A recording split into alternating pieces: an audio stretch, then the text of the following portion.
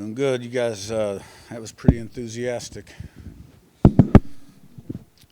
Okay, sixth game in a row at the end of the year, and it showed, I thought, in the first half. We looked kind of tired and a little bit lethargic, but I do give Wisconsin credit for playing with a lot of energy.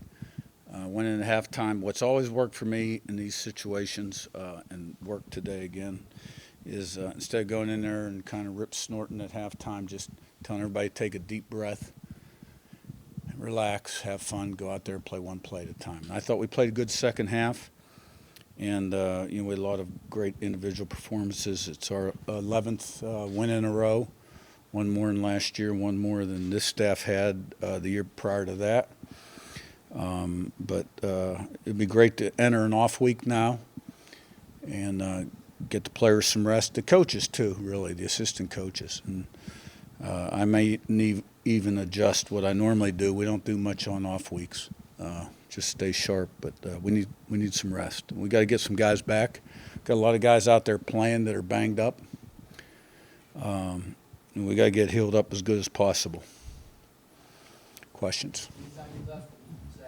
Curt, when you took over, you talked about making Memorial Stadium a more formidable place to play. How important has that been to your transformation as a program? I mean, when you second straight season we've gone undefeated at home, how important is that? Oh, I think our crowd, our fans are the best in America. I mean, I know everybody says that's got it going and packs the house, but I love our fans. I know where we started and where we are now, and they are over the top, and I can't say enough good things about them, and we feed off of their energy. I really think that us playing at home is at least a 14-point advantage. I guess, Curt, number one, just kind of what's up with Mikhail? It seemed like he started and then maybe had to come out for something kind of injury-wise. And then number two, you talk about the bye, especially in a season where, guys are going to understand what you're chasing at 11-0. How much is the mental rest as much as the physical rest valuable this time of year? And Mikhail, our Kamara's been dealing with, kind of a shoulder nerve stinger issue, which is pretty common for a football player. Those things tend to show up a lot more this time of year. Culmination of all the banging. We have 7, 8 guys in that same boat. But Kamara's have been a lingering issue. He's another guy that needs rest and needs to get away. Yeah, obviously Fernando Mendoza, Heisman-Doza, as everybody's calling him, sets the record, touchdowns in a single season.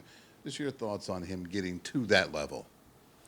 I can't say enough about the job that he's done in terms of dedicating himself, to the process of improvement, and that Chandler Whitmer's done also to help accelerate his development. He's come such a long way since we got him from Cal, but I still think that he's barely scratched the surface of his potential. I think that's that much of him. And, he's a little bit new to the position, really, when you look at him and his background and growing up in terms of his opportunities to get snaps, in whether it was junior high or high school even. I thought he was great today, 22 of 24, 4 touchdowns, broke the school record, touchdown passes 30. And, he'll of course, that's a team effort. It doesn't happen all by yourself. But I thought he was very poised, yeah. Yeah, Curt, can you talk about the execution on both sides of the ball? You had one penalty, no turnovers, that type of execution to sustain that. Yeah, and, I think we're number 1 in the country in turnover ratio, if I'm not mistaken, which lead to points. It's huge. Penalties to an absolute minimum. 1 in 30 is our goal on offense, defense, and special teams. Now, they only had 1 also. So, look at the tape, and you never know. We may have our hands outside every other play. I don't know.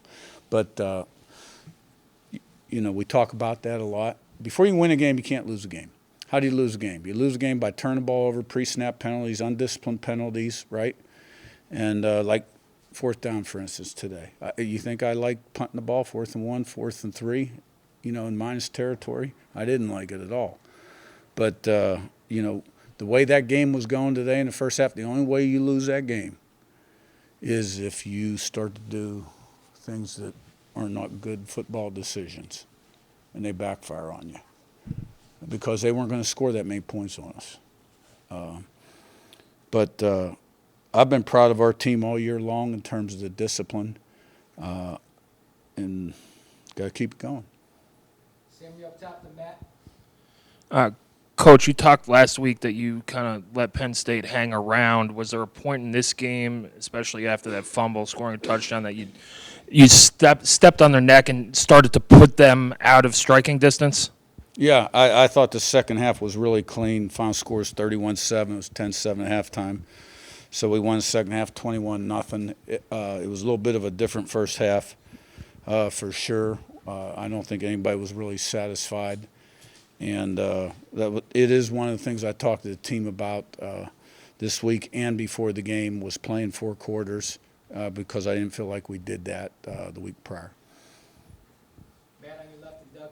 Coach, you just mentioned the offense was much more effective in the second half. In the first half, were they doing things that maybe you didn't expect, or was it more about execution, or what changes did you guys make at halftime to kind of get it going? Well, I think sometimes it's just the momentum of the game. Like, they get the ball first, and, they haven't been scoring a lot of points, but they go on an 8-minute drive. They convert a couple third downs, and, and you just don't have that many opportunities. And then all of a sudden in the second half, we get the opening drive, and we go down and score a touchdown, and the place is rocking. We're getting the momentum, and next thing you know, we're getting a turnover on defense, great field position, another touchdown. Sometimes momentum plays and circumstances of the game play a lot into it, rather than the X's and O's. I mean, you may run the same play in the second half that, 3 times that you ran 3 times in the first half, not so well, and you do it better in the second half just because guys are doing their job and doing it better. Doug on your left and Zach B. Curt, over here. You said instead of going into half and ripping them a little bit, you eased up a little bit. I don't think you were being sarcastic, but is that a lesson that you've had to learn throughout your career? It's just something that worked for me early. I think my second year at IUP D2. I remember we were playing a team, I think, that had set the record for losses in a row. And this team was 12-1 at the end of the regular season, really good football team that I had. And at home, 7-7, halftime. And that was just hit me. And I've done that ever since, and it's always worked. Zach B on your right and Jim. Coach, this core group of seniors that's played such a big role over the last 2 years, how bittersweet was it to see them play their potentially last game as an IU player here in this building? Yeah, it's hard for me to look at it that way because we all understand, what we've accomplished together and what's down the road. And we don't know for a fact that it is our last game here at home. We hope it is. It's kind of weird to say. I get it. So we'll see what happens. I mean, we've got a rival game coming up in 2 weeks, and then hopefully, we'll see what happens after that.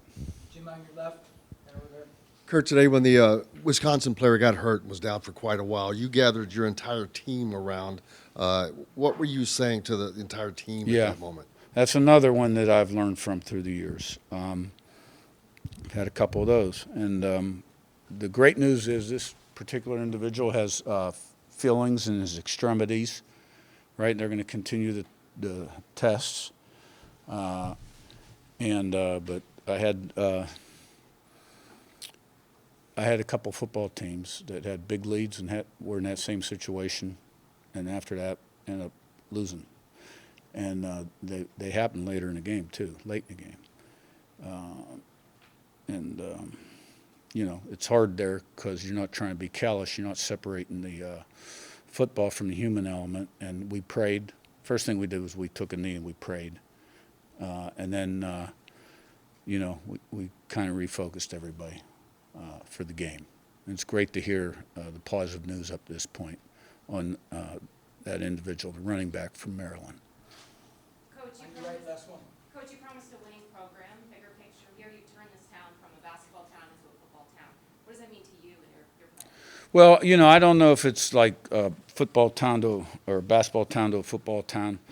I don't know what it is, but like this staff, a lot of us have been together a long time, and we've got a pretty good track record, and we just came here, and the same things kind of happened, even more so.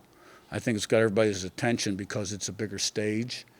I think I mentioned this last week, is when you look at my journey and all the things and the changes in college football, it all kind of came together.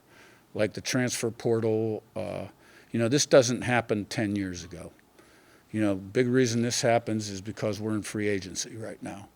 And a big part of my training was not only coaching, but being a GM or recruiting coordinator, evaluator.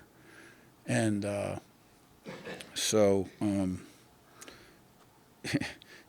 it's really hard for me to step back sometimes and think about what we've accomplished here. But it takes people, the right coaches and the right players in the locker room, properly led, and got to have a blueprint plan, standards, expectations, and just improve daily and create the right mindset. And we've been fortunate to have great people, and the head coach and the quarterback get too much credit and too much blame.